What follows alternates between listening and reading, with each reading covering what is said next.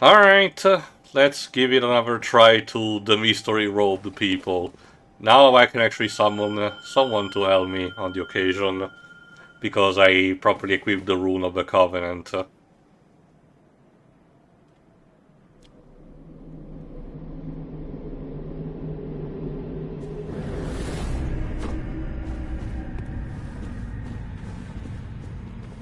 Yeah. I think I didn't mention this, but another thing they added to the NPC that you can summon. If you summon someone, whether NPC or other player, in order to counterbalance, the game automatically summons a special enemy, a woman with a bell of her own, that starts summoning enemy non-stop until you kill her. Again, trying to compensate a level of difficulty. I don't know, man. Like I said in the past, I'm starting to wonder if someone who worked on this game really, really did not like how people summoned, other players and NPCs in the previous Souls games, so they try to make it as the most excruciating, painful thing possible. They're like, stop having fun. That's these games in a nutshell. Well, it depends, Dweebs. There are masochistic ways to enjoy the fun, depending on who you are. Not that much of a masochist. Again, depends on who you ask. I mean, these games are fun for a lot of people. Might not be either of us two, but they are. Obviously, and again, they must be resonating with someone or something, because again, like I said, Elden Ring did manage to sell a fuck ton of copies, and still was liked by the vast majority of people and content creators. So he must have done something right, even if it's still had a lot of limitation. And like I said, From Software is technically very behind with the accessibility features, even the most basic ones. I prefer to just watch other people suffer. Obviously. While simping for specific NPCs. There you go, one down.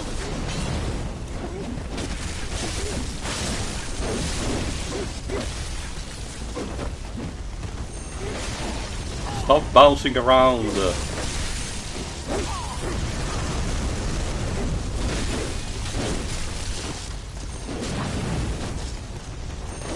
I don't remember who these two specific NPCs that are helping me are supposed to be. I think they are, like I said, tied to the Covenant of the constables I joined in the previous part. Go. Cha-ching.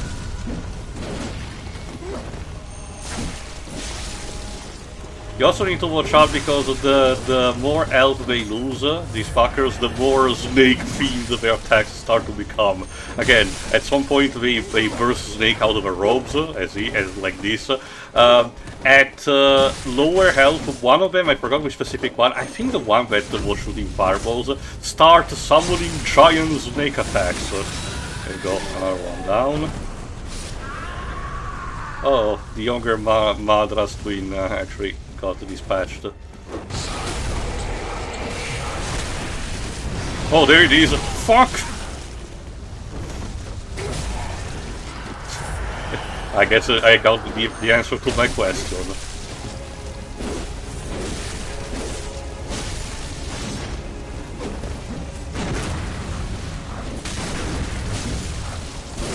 There you go. Voila! Mystery Nazgul's deleted. And we get the Blood Rapture rune, plus another lamp to light. Alright, moving forward, we exit the snake park of the woods, and we find ourselves, soon enough, I forgot about this enemy here. We fly. No, no, no! Oh no, not these two. Okay, I guess it's time to introduce the mechanic of the frenzy meter. See, I think we played enough around with, the setting for you to understand that this is not necessarily just a a game about fighting wolf creatures, in a Victorian city. It definitely has some Lovecraftian elements to it, and one of them, like I said, is the frenzied meter. What's that? Again, it represents your sanity. If you have any knowledge about stuff like Call of Cthulhu, you will know that those are tabletop RPGs that work in a slightly different way, in a sense that they're not focused enough on necessarily a power fantasy like of feeling. Rather, your characters have to survive the incomprehensible horrors that await them and arrive to the end. There's still combat involved and some skills, but it's mostly also about maintaining your sanity, which is obviously easier said than done. And one core mechanic is that witnessing to again, the incomprehensible horrors will compromise your sanity meter, and this game reflects that with the frenzy debuff. It's very simple, actually. Again, some enemies will inflict it by attacking, like this one with the jump attack. Others will just by looking at things, you will have it raising. And if it raises too much, a good chunk of your health is just gone to represent that. It can possibly insta-kill you in the right circumstances, so that's what you need to watch out for. Anyway, we're basically reaching the Byrgenwerth building, but we need to find a way in. So in the meantime, Dweebs, have you seen something in the meantime? Pretty sure I have, yes. I've just got to check my... You've seen Avatar, this time they are singed by fire, but I think you talked about that in the previous part, I forgot. Yeah, I did. It's fine. Although, again, there were a couple of scenes where I'm like, without the motion capture, certain parts of this movie are really creepy. As in veering to the Uncanny Valley? No, as in just really... You'll see what I mean when you see the movie. Well, probably, again, I did not want it to see the theaters for different reasons, so I waited until it leaks online, but I might just wait until we do the inevitable commentary increase next Christmas, possible. Well, I did see Anaconda. Right, the Anaconda remake. I think we did talk about also that, but... I mean, it's not a remake, exactly. Yeah, like, okay, it's a meta... not meta commentary, meta fake documentary based on the original, the first one. Yeah. In that universe, the first Anaconda was a movie in that universe, and they set out to do a new Anaconda movie, but they end up getting involved with an actual big Anaconda. Yeah. It's a comedy movie. I guess black comedy, considering, it still involves Anaconda attacks. Like, in terms of quality, I laughed once, and I was scared once. What? Did both time involve Jack Black? Don't tell me which specific in case, just keeping the thrill. No. Okay, so once again, Jack Black continues to torpedo his reputation and career. Why? He needs a better agent, that's what he needs. Yeah. Uh-oh. I feel like he's someone who, can just do whatever he wants in his career would be fine. In terms of roles, anyway. Mm-hmm. Yeah, I was gonna say it, what do you mean? Like when... No, I mean roles specifically.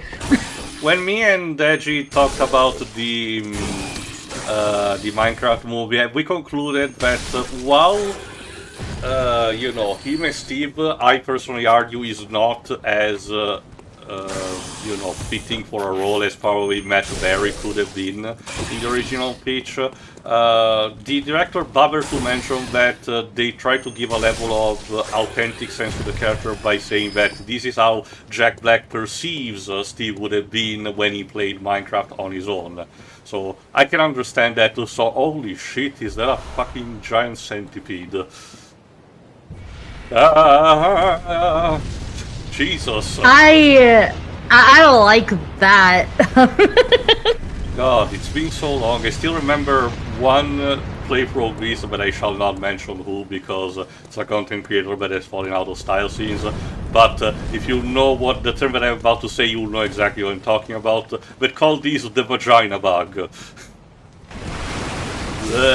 Right. Jesus Christ, that's awful. I hate this thing, actually.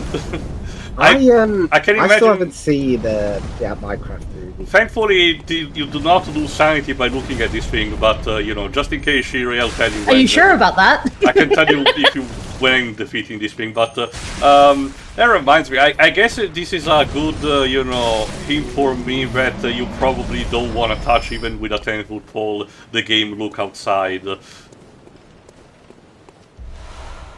I've heard of that, but I haven't looked at what It's an RPG Maker title, and it's all about this kind of thing. The idea how people mutate due to contact with an eldritch horror beyond our comprehension. And the body horror gets pretty freaky, I will tell that.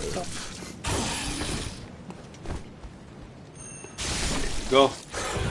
Now the good thing is that I think that's the only case where that enemy pops up in the main game. I think there are more in the dungeon, in the generated dungeon, but alright, in the meantime I got my hands on some sedatives, which, as I mentioned, I was going to mention to dweebs, so let's check the item description. Liquid menacing concocted at Byrgenwerth calms the nerves. Those who delve into the arcane fall all too easily to madness, and thick human blood serves to calm the frayed nerves of these inquisitive minds. Naturally, this often leads to a reliance on blood administration. Essentially, don't overdo because you'll get addicted to painkillers, basically. With this, we can. But also, okay, Grandpa, take your meds. Literally, yes. If you know, that's the thing. Also, Grandma, the old woman that we rescued, that we say we put in the chapel, later on, I think she's gonna give us sedatives if we actually get enough in her graces, but I'll talk more about that after the big shifting point, which we're not too far off, believe it or not. Anyway, inside the Byrgenwerth school, there's a lot of stuff, lots of you know, beakers and stuff. Let me see if I can open the door from this side. There you go. More shortcuts. There are a couple that you can open from here. Oh, and there's unfortunately another scholar here, but holy Jesus!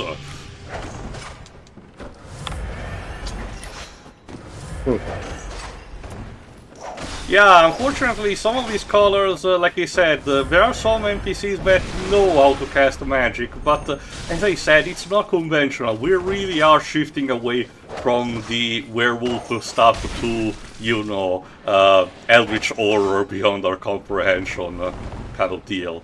And while it's not immediately the big focus, it is also a thing that was, you know, kept for Elden Ring, so... You know, fun times are ahead also for that one too.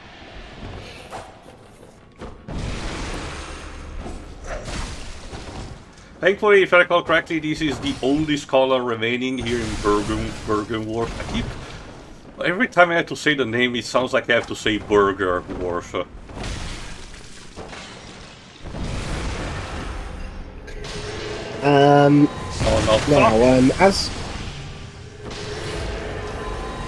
Now, Christmas has recently been and gone.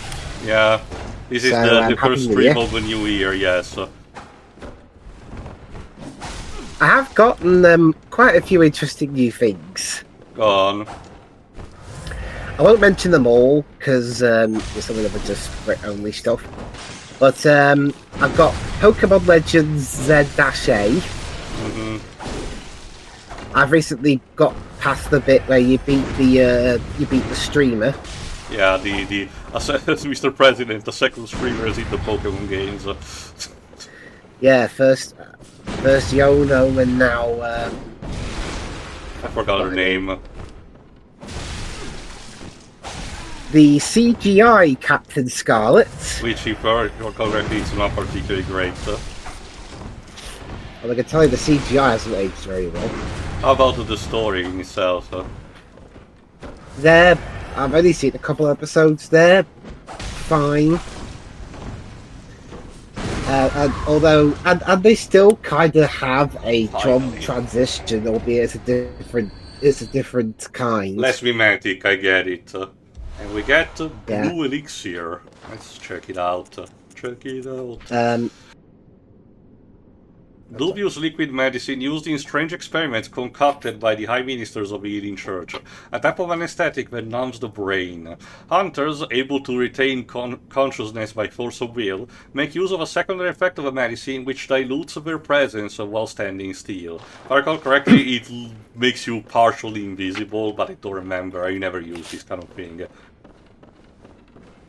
I've also got the Mussolini Son of the Century TV show on Blu-ray. Mm-hmm. In Italy, it's just called the rest of it I can't pronounce it. Okay. And on Boxing Day, I've got a few more things. Metroid Prime 4 Beyond. Mm-hmm. I just got to the bit where you run into the quirky nerd character. The first one, at least. Again, the entire point of... There's more of them. The entire point of Metroid Prime 4 is to try to salvage a bit, at the very least, the Federation characters, because up until that point, they had been pretty much the scrappy when it comes to the franchise. But results may vary. There's not much of what I'm seeing so far. They haven't done much to improve them. Well, no, like, golly gee, who imagine hiring some of the writers of the Borderlands games for the dialogue? Might it turn out to be a bad idea? Wait, really? They did that? I know, right? These people never learn, because it happened the same fucking thing with Homeworld 3, and the story of that sucks because of that.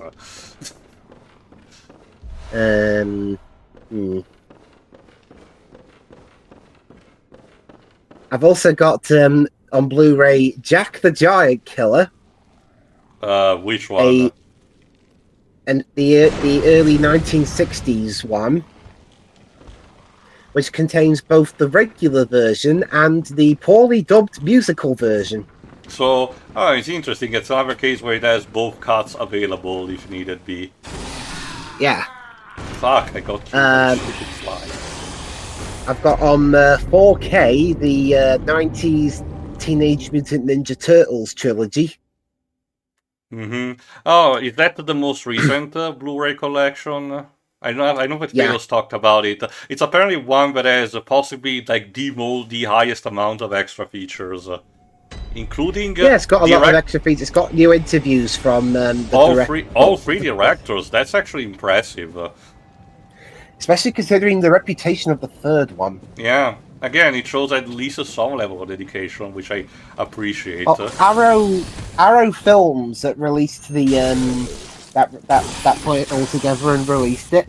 They're from what I can tell, they're known for putting a lot of effort into these kind of sets. Good for them. Good for them. I've also got on Blu-ray the original Super Mario Brothers movie. Of course. And the Dune Prophecy TV show. I don't know what that is. The recent Dune movies. Oh, okay. It's just the way you pronounce it. I thought you were saying June with a J instead of a D. My bad. That's about it, again, aside from some bits I'm not bothering. I still have to see that series, Dune Prophecy. I wonder. Oh, Jesus.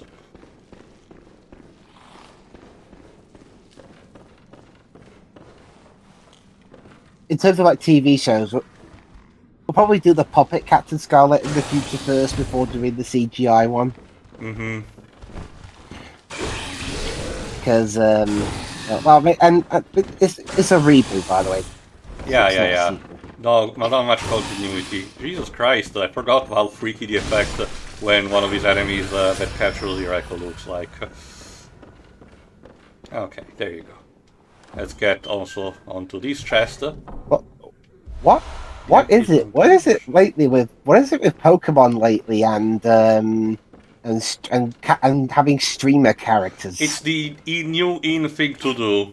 They know that they can capitalize on the whole VTuber and streamer craze. Nothing more than that. So what's the next game gonna be like? Well, we'll have to see how the trends change for that matter, won't we? Alright, before moving on, let me give some look at some of the item description of some of the elements. Or to... wait. Alright, it's that one, okay. For example, the Lunarium key that you acquired by killing the Scholar.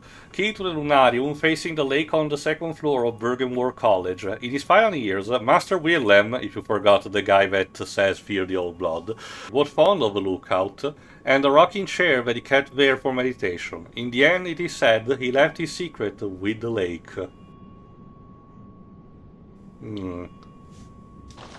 Also, let's check... where is it?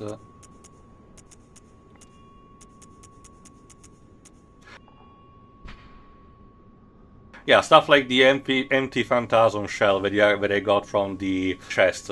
Empty invertebrate shell that is said to be a familiar of a great one. The Healing Church has discovered a great variety of invertebrates, or phantasms, as they're called. Shells with slime still harbor keen power, and can be rubbed on weapons to imbue them with their strength. If I recall correctly, it basically gives a boost to the weapon that you equipped.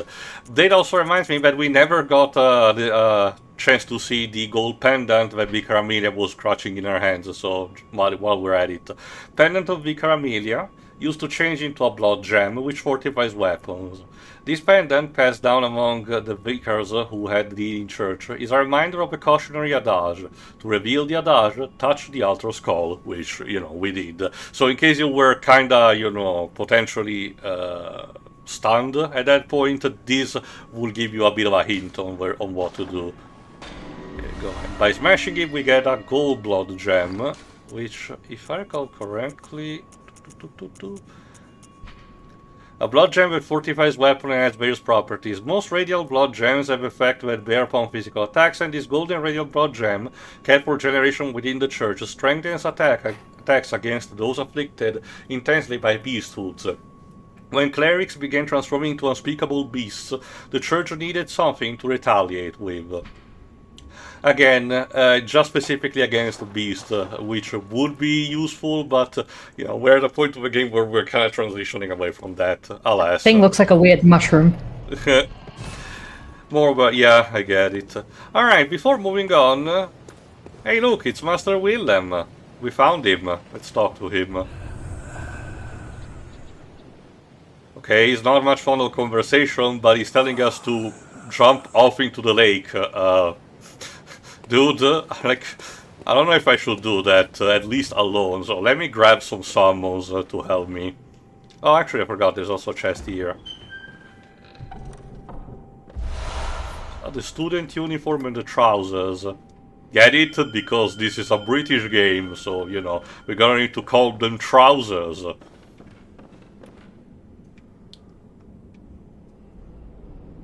Because that's what they're called. I remember that apparently it's an entire gag in the second live-action Garfield movie, the one where he goes to the UK, where apparently there's only one of the animal characters that specifically constantly yells trousers, and they think it's the funniest shit ever. Alright, let's jump in, doing the reflection of the pale moonlight. I've been in American streamers chats, and it's when people say trousers in response to pants, you're like, all right, simmer down, Brits. Just every time. I'm the opposite, because one of the streamers that I follow, Rim Penrose, just had to clarify something that a pack of biscuits, what it was for the American audience. Yeah, they're not the same thing. Alright, it seems that at the bottom of the lake there's this fucking potato spider thing. What the hell? Hello. Creature. Actually, you know what? No, I don't like this anymore. So you know what? Oh. Let's slap the potato while we're at it. Rom, the vacuum spider. I'm not even kidding. Yes. One of the summation, one of the videos that serves to, you know, the kind of types of games summarized in just a few seconds, not necessarily like Maxor's videos, but more akin to those summed up with just a few clips. Uses cats as comparison. Yeah. Don't worry, I will show you that after we're done with the game because it does contain spoiler. And the boss fight against, you know, Rom is the equivalent of a cat literally having to slap a potato multiple times. Because that's what it basically you need to do.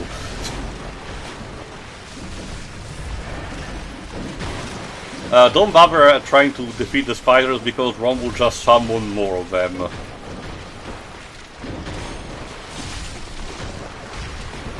So I know what you're thinking. Wow, Rom seems to be kind of a weakling, you know, hiding behind just minions and not really doing much. You know, what is this boss, you know, big game or anything? Oh, you will see. It's one of those boss fights that get progressively harder as it goes on.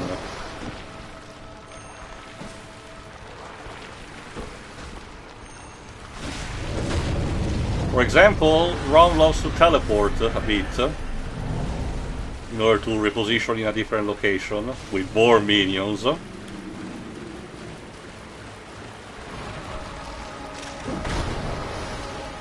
Jesus Christ. Rom the vacuous spider. Yes, this is what happened. Oh Jesus, no.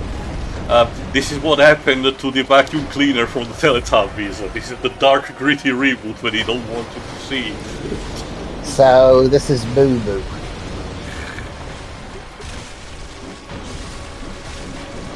Imagine trying to make that sound like a dark, gritty name. The problem is better. The problem is better. There's this evil creature who sucks up people's souls. They call it Moo Moo. The problem is that it sounded. The only sounds that the vacuum cleaner did were just, you know, the sucking noises, like that. So I don't know. It's out of context. It can be already scary on its own. So we need to summon Agent Tinky Winky to deal with the problem.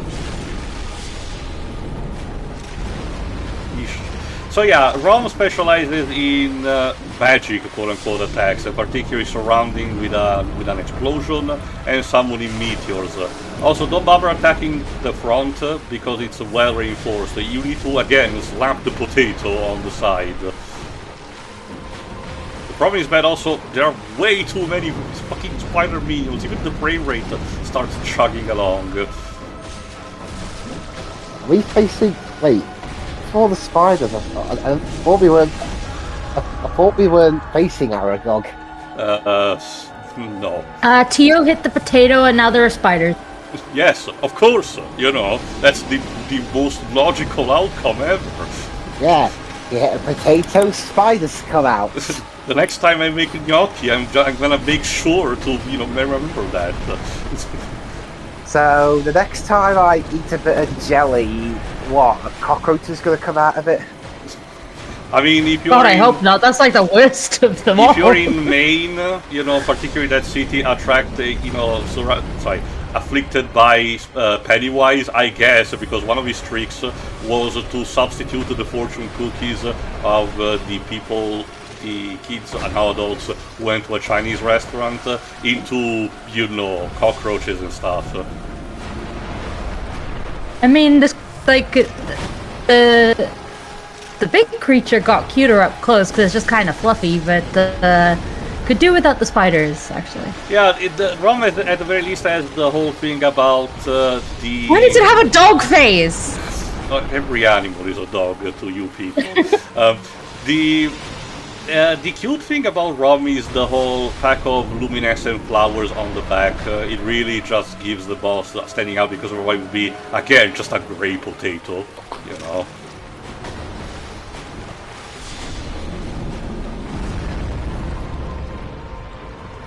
I was just mentioning the Christmas presents I got this year.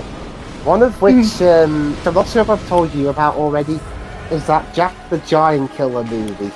where it has two versions of it on the disc: the regular version and the version that was poorly dubbed over into a musical. You did mention that, yes, and I question that decision still. And I guess we're reaching a point now, Libs, that because of rights reverting, both versions are allowed to coexist. Well, apparently, for a long while, the musical version was the only one available. Yeah, because I guess it was for a long time. I guess it was a distribution right kind of thing. Yeah, the Blu-ray I got was released in 2019, at least on the back of the box. So it's kind of similar to how Color of Night eventually got a Blu-ray release with both cuts, while for a long while the theatrical cut was not available and only the director's cut was. Put it this way, Shiori, the musical version is basically what would have... Imagine if, to avoid copyright reasons, we had to dub over the game's dialogue in our commentary. In musical form. While singing. That's so fucking weird. Bloodborne the musical. On ice.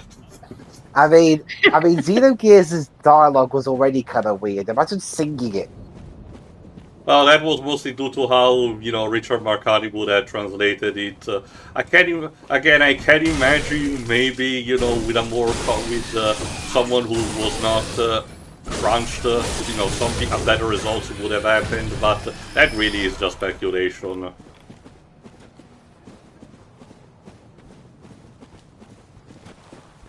The favorite bit I've seen of the movie so far is when they took a scene where the henchman runs back to his villain to tell him that he's failed his mission, and they turned that into a musical.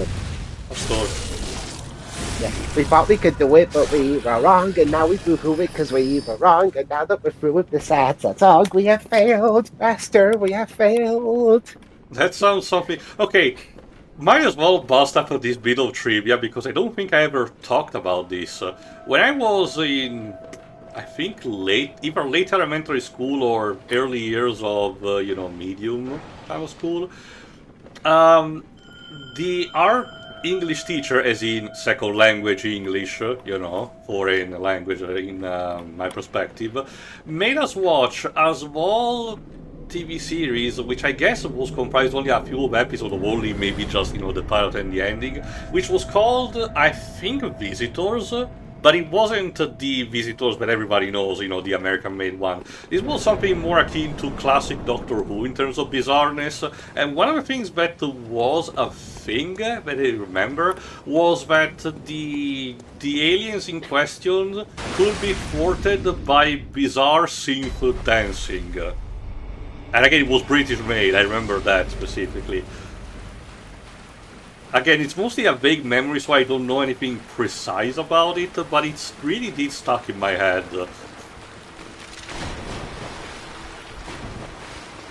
Of course, it's not... Okay, it was more cheesy that when the Doctor defeated the Cybermen by exposing them to the incomprehensibleness that is jazz.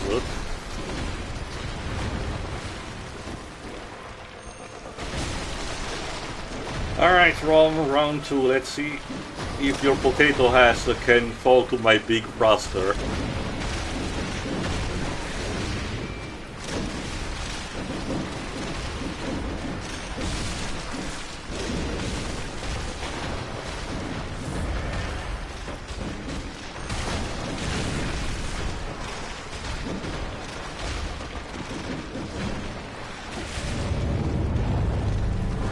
You can also guess how freaky Shitsu is getting via how the boss theme for Rom is very eerie.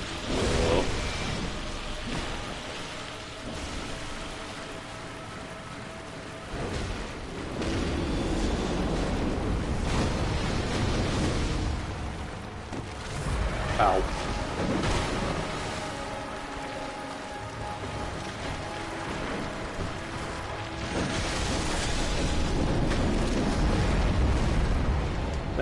Ah, Jesus, the explosion range.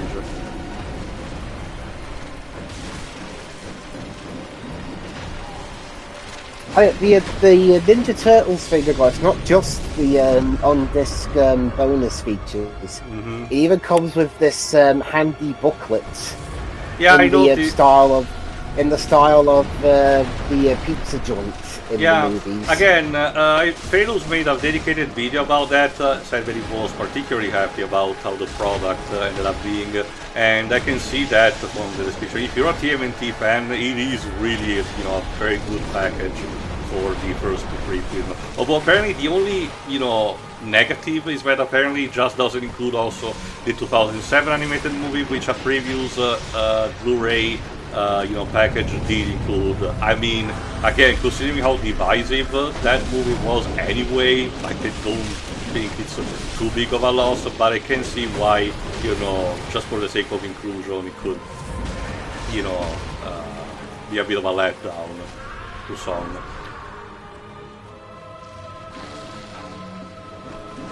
Yeah, definitely. Confederate. What type of Confederate do you mean exactly? Oh no, don't worry, please. How did I get back to? Yeah, in defense of the flag. Jesus. No, it's again, it's just the fact that these are part of the Constable League, and they already call themselves that. But yeah, could have chosen a better terminology, I guess. Jeez. You're like, yeah, that works good enough, I guess. There you I go. was gonna say, Siri, if the more you BRB, the more times you come back and run into really awkward, out of context conversations. It's the incomprehensible horror glimpse. I already told you. Well, I won't have to again, so... I can then guarantee you, Dwebs, that before this run is over, all 3 of us will have collectively lost our sanity, and we'll all be all stronger for it. Speaking of which, tune in for the next part, where we will see if we can defeat Ron the Vacuum Spider. See you for that. See ya. Bye.